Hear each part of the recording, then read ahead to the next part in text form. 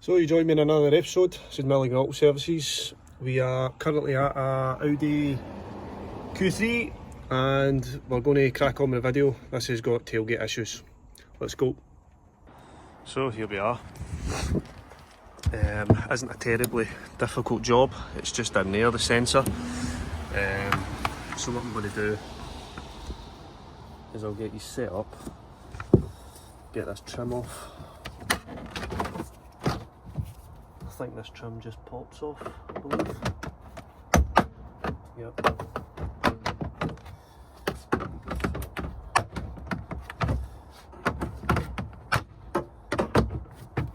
We might get away with just lifting it up enough until access is granted. So you can see a little sensor in there, and when you push that down, you can see it makes contact on the metal. So just need to remove it from its bracket, and you can see I've just jammed an old multimeter in there to save removing that full trim. So let's see if we can get this disconnected without so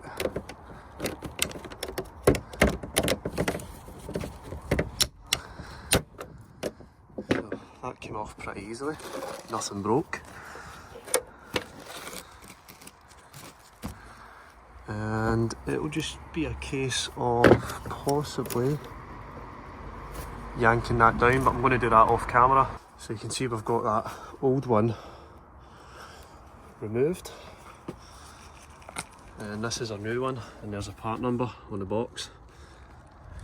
So we also need to remove that plastic gubbin there, so let's just get this on. So you can see that's the new one on. Just need to clip the old connector back in the plastic housing, and you can see how the sensor works. So there's a little reading part down there. You can see it just makes contact with that metal flap. So let's get it all built back up. I'm not going to show that because it's not really involved enough to be a decent video. So we've built that one back up, so all we need to do is test if the lights are going to switch. Yep. So that seems to have done the trick. Keep an eye on it. Any issues, customer's got a number. Let's move on to the next one. So you join me, we've got this Vauxhall Corsa F, which is experiencing a exhaust camshaft position sensor signal fault. So we'll just close the van doors there because it is freezing outside. Try and keep the heat in. So yeah, we've got an intermittent exhaust camshaft position sensor signal error code.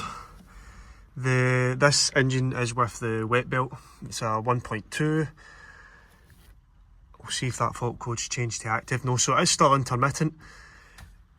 What we're going to do is we're going to actually go into the DDTSB and see if there's anything relating to this P0369. If you don't know, DDTSB is a service bulletin where all techs put different things that they've found, and it helps massively. If you don't work on a certain manufacturer, you can look up the registration number, and there's got loads of bulletins for them. 9 times out of 10 there'll be something there. Again, it's for guidance, but it really helps. So you can see this is a bulletin here. This is a different style of engine, but it gives you the same sort of idea. So you can see that our exhaust camshaft sensor is not at the top, it's actually closest to the exhaust manifold, and this is where we're going to access it and check this plug. So this is what we managed to catch while on the engine speed from the exhaust camshaft sensor, looking at the Topdon. You can see the massive dropouts there. We'll see if I can pick up on any other dropouts. You can see we've got two big dropouts there. We've got, there we go, so massive dropout, and it goes back to normal. So yeah, so that is why we're moving on to the scope, and we're going to monitor that 5V reference, make sure that's okay before contacting Vauxhall about this plug. So we've just connected up a scope onto the car, and what we've got here is we've got a Hall effect signal coming from the exhaust camshaft sensor, and the yellow trace is our 5V reference, just to make sure that's not dropping out. This test is just to confirm, you know, there isn't any wiring issues. If the 5V reference is dropping out, then obviously the sensor will drop out as well. So this will kind of give us an idea of what's happening here. So what we're going to do is we're going to drive it. We're going to see how, we'll just, we're going to drive it, but you see on the Topdon that we were experiencing dropouts, and we just want to confirm it on this, make sure a 5V reference isn't dropping out. Obviously you need to test our ground as well, but the ground that we're using is the ground for the sensor. So we will road test this and come back to you if there's any dropouts noticeable. So the only real dropout I've managed to get in that full road test is that blip there. I'll try and zoom in on that. You can see it drops all the way down. So what I think, my theory is, we have got an issue with that plug, so we will need to fit the updated version. And the reason it's not faulting as much as it did before is because I have got these two probes on the actual back of the connector themselves. So what might be happening is the two probes could be pushing down enough to keep the pins intact. So I'll just show you what I mean. You see I've got those two probes sitting there. Because the fault again is so intermittent, that just might be enough to allow it to stay in place. So I'm just off the phone to Vauxhall there, and they have got that part number on their system, but they've got it listed as a clip. Now I believe the clips are on our engine that we're looking at, so it's more than likely going to be the sensor itself, to be honest with you. It's not going to be the plug.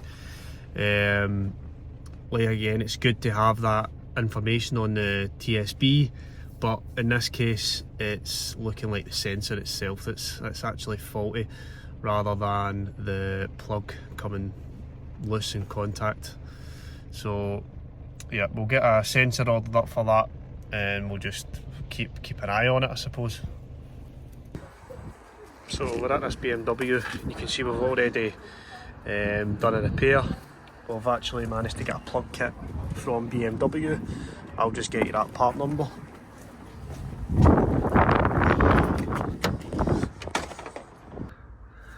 Yep, so BMW, that is the part number there, 61132359993. That's the number for it. So connectors all in, you can see there, all nice and tidy. So I was struggling to get this indicator to stop hyper flashing, and it turns out doing a bit of digging on the computer, and there is a reset short circuit off. So if you go through all these, basically that's 0x1B, so you have your specific lamp that says it's short circuited. In my case it was the 0x21.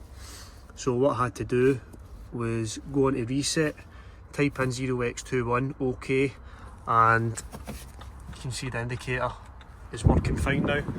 So typical BMW style, overcomplicated for what it is, but we'll get all this built back up, and that's us good to go to the next one. So we're at our next job here. This is this Jeep Renegade 16 plate. We diagnosed this off camera as a faulty body control module. Basically what happens is when you lock all the doors stay locked, you can't unlock them, so the vehicle's deadlocked more or less. so you have to use a manual key. So we've managed to get all the doors open for her about a month ago, and what we're going to do is we're going to show you how we can save this customer 900 quid on a BCM, as the dealer quoted her 950 quid plus the VAT, and obviously that's without fitting. So what we're going to do is we're going to get the old BCM out of it, and we'll show you what the fix is. You see, first off we need to remove the actual glove box itself.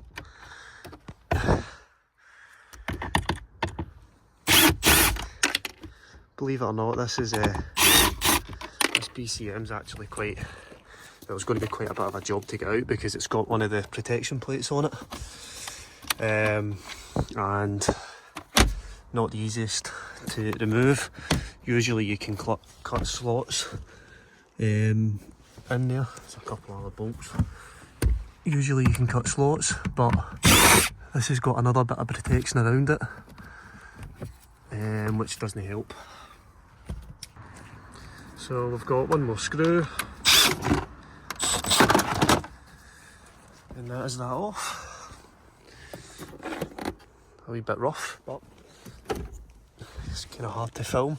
So you can see here they've got these security screws. I've tried cutting into that, but because of this recess here, it's not the easiest.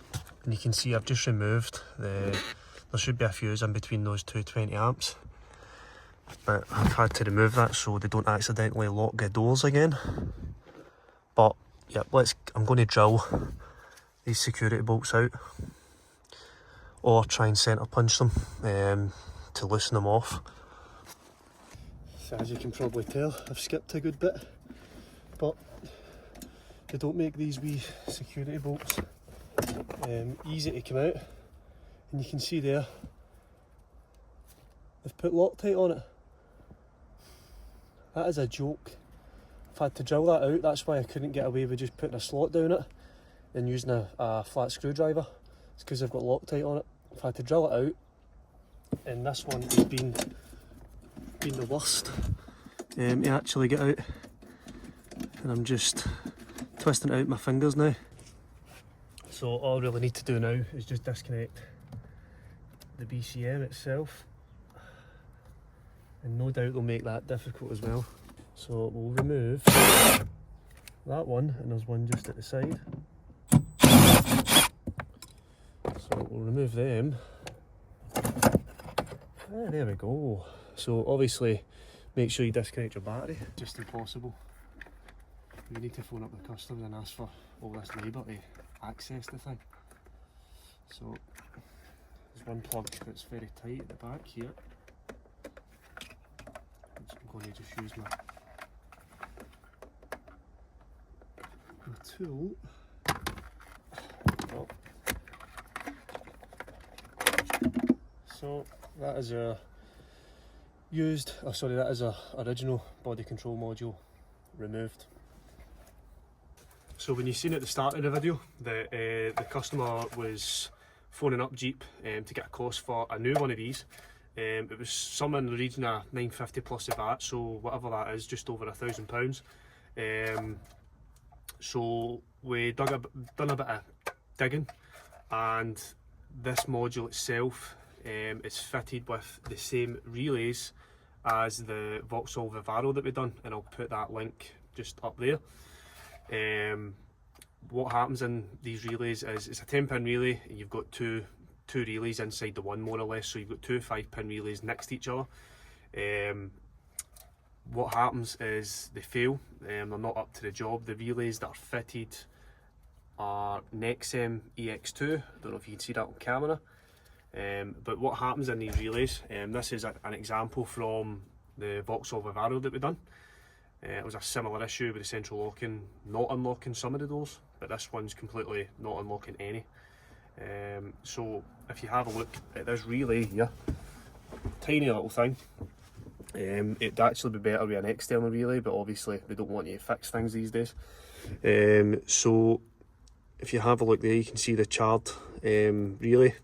So that has had a failure, which caused all our central locking issues. So this part alone, this part only costs £5.08. And obviously if you're competent enough, you can strip this board down. Obviously I've done it before with other ones, so I'm pretty happy to do that. So we've got some new relays there to actually fit to this original unit, but you can see the failure happened in there. This relay is out of the Vauxhall Vivaro, that's not out of this car, but it's a similar sort of issue that they're having anyway. But what we're going to do is we're going to open this up. I'm not going to show you open it up because it's a nightmare. All these wee plastic clips are so brittle, they break. But I'm going to open this up as carefully as possible, and I will test all relays on that board, and then we'll confirm if we've diagnosed it right first of all, and if we're going to be able to get this fixed without going to the dealer to get it a new one programmed in. Let's do it. So our board is now stripped. You can see these are the relays here that we're focusing on. Now I hope I've not really just stripped all this for nothing and the fault is elsewhere, but we will find out.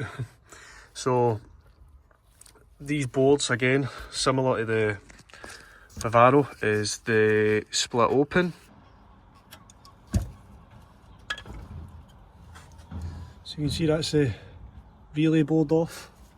We'll set this aside. This is the most important part, so make sure you keep that aside. I really hope everybody can hear this, but we have, I think, found our bad relay. I really hope that this is the case and I'm not missing something, but you'll be able to tell if you listen to the known good one compared to the bad one. You can tell a noticeably different sound coming from the relay. I'll show you that right now. But if we go across these two pins, just listen out for the click. You can hear the click itself is quite weak. And if we go onto the other side, the difference is massive. Now I've opened up that relay, you can see there at the back there, that's what a good clean contact should be for switching over. And you can see our contact is completely charcoaled. And obviously, I mean, I'm not worried about the damage of this anyway because we'll be replacing it, but that is our issue. So basically it's just a heating element in there. You put that over, give it a wiggle, you'll feel the solder get soft and that lifts the solder up. You can see that removes 99%, so 1, 2, 3, 4, 5, 6, 7, 8, 9, 10. That's 10 pins removed. And usually the relay never usually comes out that easy, to be honest, anyway. Oh, there we go, so that one came out alright. So if I get a little set of tweezers, you can see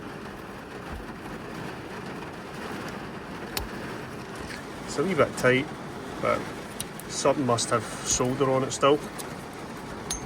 Listen to that rain out there. But there we go. That is one relay. So we just need to do the same process and then resolder all the new ones back in. Nice and simple. So guys, we are repaired. It's all put back into the hanger itself. I really hope this fixes this issue. If not, then we've just wasted 3-4 hours of time. So, but what I'm going to do is I'm going to get this fitted inside the car with the doors shut, because you can probably hear how bad it is pouring down, and I do not want to get all an interior and all that wet, so I'll get back to you once this is fitted. So we have fitted the repaired body control module back in to the car, and the moment of truth is, will this vehicle unlock? I hope it does, because I'm inside, even though I'll need to put the window down and do it manually at the driver's door. But you can see here we've locked it, the doors are locked, Now before, if you tried to unlock it, it wouldn't unlock at all. So if we hear any noise, that's good. You can see there, the door unlocks. So all in all, what do you think of that repair? Do you think that was worthwhile doing, or do you think I should have just got the new module? Everything else seemed alright with the module on the other side of the board. It was just the relays. Again, the relays are a £5 each, so we've replaced those relays. We'll obviously warranty that as well. But everything nowadays just seems to get chucked in the bin, a new one fitted, and it's just these small components that are failing that cost pennies. So it is what it is. That's the way we're wanting to repair it. We've done it, it's working, that's the main thing. What do you guys think? Good or a waste of time? So if you've enjoyed that one, like and subscribe. Thanks for watching all my videos. Subscribers are going up gradually, so hopefully the channel gets to where it wants to be and we can produce more videos like this. Thanks for watching, see you next time.